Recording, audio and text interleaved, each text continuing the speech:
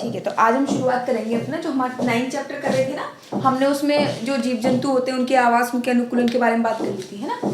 तो आज हम उनकी कुछ विशेषताओं के बारे में बात करेंगे, ठीक है, कुछ विशेषताएं। तो इसमें क्वेश्चन ये उठता है कि हम कैसे डिसाइड करेंगे कि कौन सी चीज़ जो है निर्जीव है, कौन सी सजीव है, ठीक है। तो जैसे कि हम बेसिकली कुछ पॉइंट बता देते हैं कि क्या कहते हैं कि सजीव चीज़ें जो है वो एक दूसरे से गति मतलब एक स्थान से दूसरे स्थान की तरफ गति करती हैं, ठीक है, वे गतिमान होती हैं,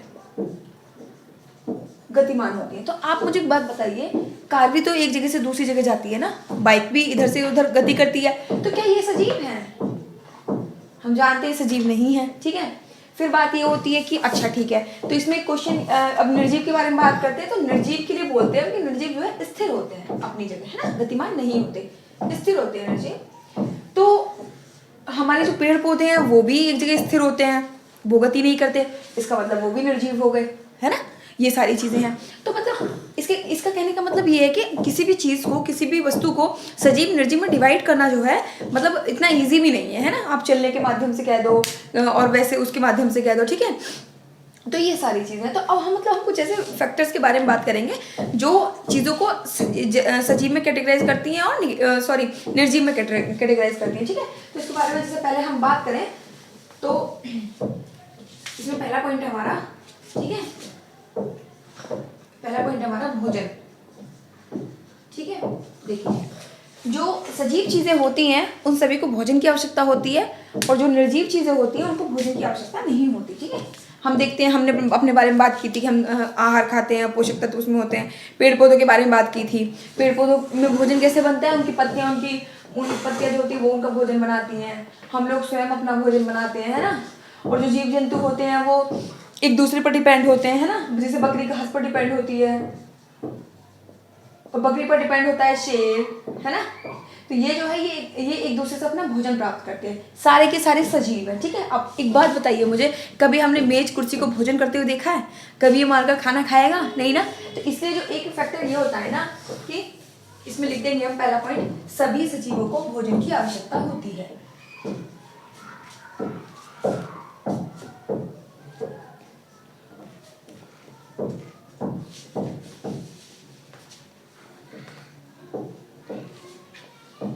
सभी सजीवों को भोजन की आवश्यकता होती है, ठीक है।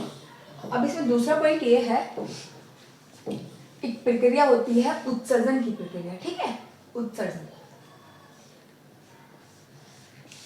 तो हम जानते हैं कि जब हम कुछ खाना खाते हैं, हमने उस भोजन वाले चैप्टर में अपने में पढ़ा था कि जब हम भोजन करते हैं तो कुछ ऐसे पदार्थ जो होते हैं जिनको हमारा जो शरीर है वो डाइजेस्ट नहीं कर पाता, उसको हम उत्सर्जित कर देते हैं। जैसे कि मलमूत्र त्याग करते हैं ना, ये सारी चीज़ें उत्सर्जन में आती हैं। तो जो जितनी भी सजीव चीज़ें होती हैं वो उत्सर्जन करती हैं, जैसे हम लोग भी उत्सर्जन करते हैं और जो जीव जंतु हैं वो भी उत्सर्जन करते हैं, ठीक है। तो दूसरा पॉइंट है इसमें, सभी सजीव उत्सर्जन की क्रिया करते हैं, ठीक है, उत्सर्जन की क्रिया करते हैं।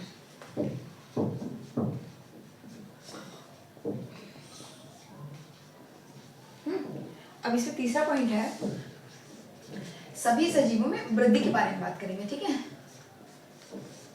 ठीक है। वृद्धि, हम जानते हैं कि हम बचपन में छोटे थे, है ना, फिर हम बड़े हुए, फिर हम वयस्क होते हैं, बूढ़े होते हैं, है ना, ये सब चीज़ें हैं। तो ये हमारी वृद्धि को दिखाती है ना। अब देखिए, हम जानते हैं कि जो हमारे कपड़े हुआ करते थे पहले, मम्मी लोग हमारे लिए कपड़े लेके आया करते, तो 3-4 साल बाद वो कपड़े में फिट नहीं आते थे। क्यों?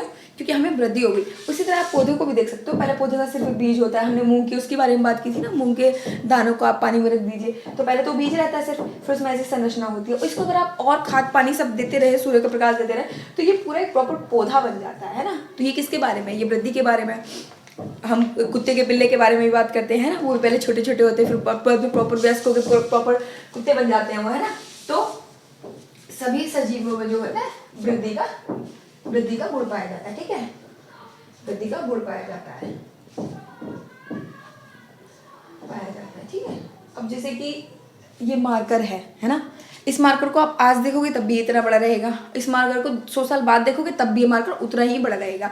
ये एक निर्जीव वस्तु है, ठीक है, इसमें वृद्धि नहीं पाई जाती। लेकिन हम ये भी देख सकते हैं कि हम देखते हैं अपने आसमान में देखते हैं हम, तो बादल कभी छोटे बादल होते हैं और वो देखते देखते कुछ टाइम बाद बड़े बादल में तब्दील हो जाते हैं, ठीक है।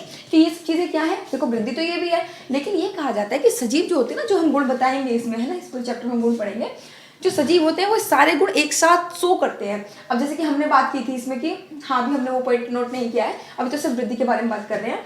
तो जो निर्जीव होते हैं ना, उनमें ये सारे कुछ कुछ गुण इनमें से मिल सकते हैं, जैसे कि वृद्धि के बारे में गुण बात कर ली हमने, गतिमान के बारे में बात की थी, है ना, इनमें गुण तो मिल सकते हैं, लेकिन एक साथ ये वाले जो सारे गुण हैं, और ये गुण 3 तो हो गए और बाकी हम अभी डिस्कस करेंगे, वो गुण एक साथ नहीं मिलते हैं, वो गुण एक साथ सारे सिर्फ सजीवों में मिलेंगे, ठीक है। तो ये है। अब इसमें चौथा पॉइंट है हमारा, सभी सजीव श्वसन की क्रिया करते हैं, श्वसन की क्रिया करते हैं, ठीक है। हम देखिए, हम सांस लेते हैं, है ना, हम क्या कहते हैं, ऑक्सीजन लेते हैं और ऑक्सीजन निकाल, फिर जो कार्बन डाइऑक्साइड बनती है हमारे शरीर से उसको बाहर निकालते हैं, ठीक है।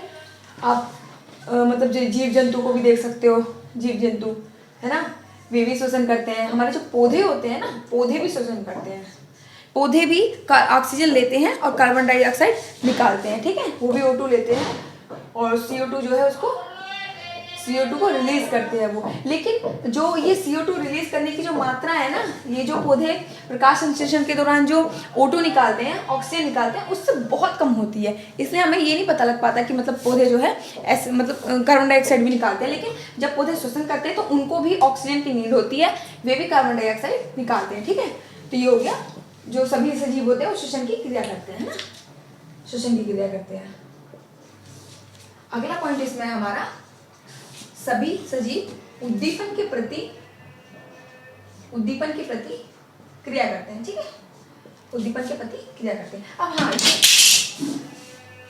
ये श्वसन वाला जो पॉइंट था ना, देखो मतलब डिफरेंट तरीके से श्वसन होता है। हम जो है अपना, हमारा एक श्वसन तंत्र होता है, उससे हम श्वसन करते हैं, ठीक है। जीव जंतु का अपना श्वसन तंत्र होता है, वो लोग उससे श्वसन करते हैं। लेकिन जो पेड़ पौधे होते हैं ना हमारे, है ना, पेड़ पौधे पत्तियों के माध्यम से श्वसन करते हैं, ठीक है, पत्तियों के माध्यम से श्वसन करते हैं। और वही कुछ जीव जंतु डिफरेंट तरीके से भी श्वसन करते हैं, जैसे कि हमने बात की थी, जो मतलब हमारा केंचुआ होता है, केंचुआ क्या करता है, अपनी त्वचा से श्वसन करता है, केंचुआ, है ना, केंचुआ त्वचा से श्वसन करता है। और हमने एक बात की थी मछली के बारे में, मछली के जो है गिल होते हैं उनसे वो शोषण करती है ना, मछली अपने गिलों द्वारा शोषण करती है। तो ये हो गया कि डिफरेंट स्पीसीज डिफरेंट तरीके से शोषण करती है, ठीक है। उद्दीपन की प्रतिक्रिया, आप देखिए, जब हम कभी चलते हैं, हमारा पैर पत्थर पर पड़ जाए तो हम तुरंत अपना पैर पीछे खींच लेते हैं। हम जब गरम पतीली छूते हैं तो वो जब हमें जलता है, गर्म पड़ता है, तो एकदम अपना हाथ पीछे कर लेते हैं। बिजली का झटका हमें लगता है तो हम अपना हाथ पीछे कर लेते हैं ना। तो ये सब क्या है, ये स्टिमुलस के प्रति जो रेस्पॉन्स है हमारा, ये चीज़ दिखाता है। अब आप देखो, जीव जंतु को देखो, जब आप किसी चिड़िया को पकड़ने के लिए दौड़ते हो तो चिड़िया तुरंत फटाक से उड़ जाती है, मुर्गे को पकड़ने के लिए दौड़ते हो तुरंत उड़ जाता है, मतलब भाग जाता है वहाँ से, है ना। और आप अगर पत्थर उठाओ किसी डोगी के सामने, ऐसे सिर्फ पत्थर उठाओ उसको लगता है कि हाँ ये मारेगा मुझे, तो तुरंत वहाँ से उठ के भाग जाता है। तो ये सब जो है उद्दीपन की प्रतिक्रिया है। आप किसी टेबल के सामने कितना भी पत्थर ऐसे करके उछालते रहो, वो अपने स्थान पे बनी रहेगी, ठीक है। तो ये गुण सिर्फ और सिर्फ सजीवों में पाया जाता है, ठीक है, उद्दीपन की प्रतिक्रिया। अब अगला पॉइंट हमारा हो गया इसमें प्रजनन, ठीक है। सभी सजीव प्रजनन करते हैं, ठीक है, प्रजनन करते हैं। अब देखिए, प्रजनन के द्वारा ही तो मतलब हम पैदा हुए हैं ना, आगे जो हमारी भावी पीढ़ी है वो पैदा होगी, ठीक है। मनुष्य प्रजनन करते हैं, और देखिए जीव जंतु भी प्रजनन करते हैं, है ना। जो क्या कहते हैं, हम देख सकते हैं कबूतर होते हैं, ठीक है, अंडे देते हैं, कुछ टाइम बाद उनके अंडों से छोटे छोटे कबूतर के बच्चे निकलते हैं, है ना। पौधे, ये कबूतर मतलब प्रजनन करते हैं। फिर पेड़ पौधे भी प्रजनन करते हैं। हमने लास्ट टाइम पौधे जो पुष्प के बारे में पढ़ा था, उसमें हमने बीजांड वगैरह इस तरीके से, पुंकेसर, ये सारी संरचनाएं देखी थी, है ना। तो पेड़ पौधे भी हमारे प्रजनन करते हैं। और दूसरा हमने ये भी देखा था कि जैसे मतलब और प्रजनन पेड़ पौधों में कैसे होता है कि जब हवा चलती है, हवा अपने साथ जो है पौधों के जो बीज होते हैं उनको लेके चले जाती है। फिर जहाँ पे वो उनको गिरा देती है, उनको जब अनुकूल स्थितियाँ मिलती हैं, पानी मिलता है, प्रकाश मिलता है, तो ये पौधे भी ग्रो करने लगते हैं, है ना।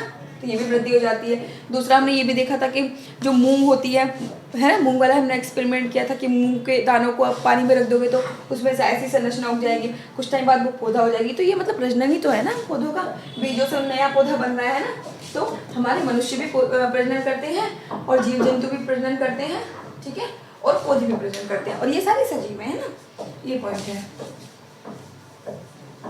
अगला पॉइंट है हमारा गति।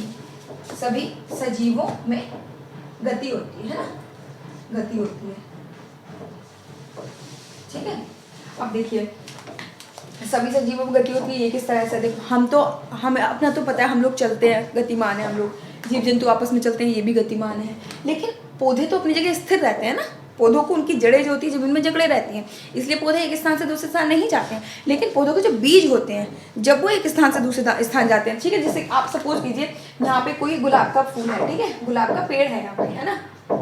अब उसके बीज हवा, अब यहाँ पे कोई भी पेड़ कुछ भी नहीं है, अब गुलाब का अगर वायु चली, गुलाब का बीज ये यहाँ से उड़ा के ले गई, यहाँ ला के इसने उसको पटक दिया, तो अगर इसको यहाँ पे अच्छे जो इसके ग्रोथ के लिए जो आवश्यक तत्व है वो उसको मिल जाएंगे तो यहाँ ग्रो करेगा।